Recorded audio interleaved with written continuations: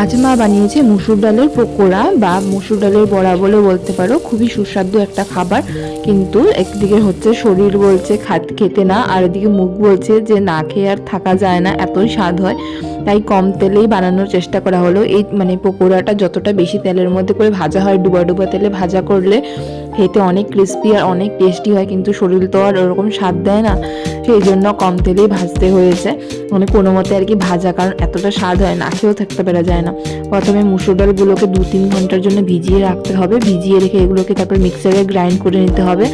তারপর এর অল্প হালকা জল দিয়ে তারপর এর মধ্যে স্বাদ মতো হলুদ, নুন, পেঁয়াজের কুচি আর পেঁয়াজের পাতা ছিল বাড়িরই, তা এর মধ্যে পেঁয়াজের পাতাগুলোকে দিয়ে দিলাম। এর মধ্যে তোমরা চাইলে কাঁচামরিচও দিতে পারো, কাঁচামরিচ দিলে খেতে খুবই ভালো লাগে, ঝাল ঝাল আর ওই পেঁয়াজের জন্য মিষ্টি মিষ্টি।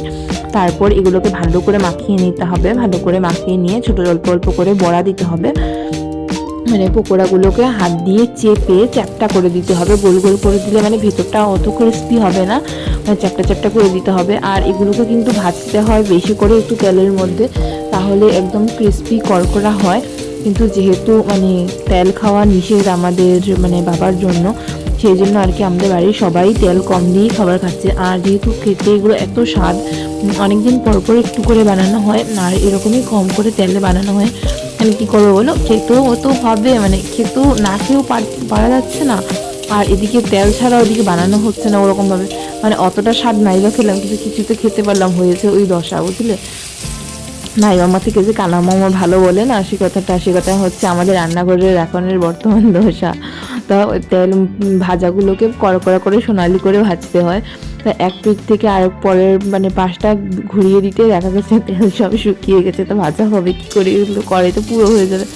তারপর অল্প করে তেল ঘুরিয়ে মা দিয়ে দিল। কম তেলের জন্য পকোড়াটা হয়েছে, কিন্তু একটুখানি নরম হয়েছে। কেমন হয়েছে?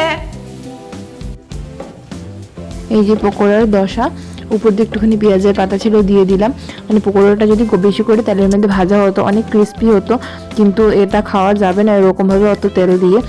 আমারও গ্যাস্ট্রিকের প্রবলেম আছে, বাবারও কোলেস্ট্রলের প্রবলেম আছে। দেখো ভিতরটা তোমাদেরকে দেখায় কতটা সুন্দর হয়েছে, ভালো লাগে খুবই খেতে এটা। আর একটা লাইক করে দিয়ে পাশে থেকো।